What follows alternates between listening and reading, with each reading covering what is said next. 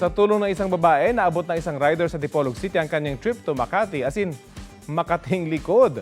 Pusuan na yan sa report ni Mark Salazar. Yan, tabang nyo kay Katuli ang likod. Marami na talaga nagkalat na kamoting rider. As in, nagkakamot na rider. Pahirapan pa ang kamutan dahil nasa likod ang ruta ng Makati. Pero nagkalat rin ang mga basta-basta na lang nangangalmot.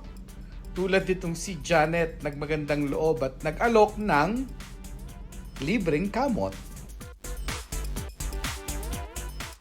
Kwento niya, naawa siya sa rider na hindi maabot ang nangangating likod. Nagulat ang rider sa ginawa ni Janet.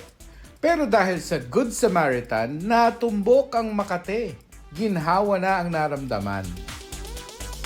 Mark Salazar, nagbabalita para sa GMA Integrated News. Huwag magpahuli sa mga balitang dapat niyong malaman. Mag-subscribe na sa GMA Integrated News sa YouTube.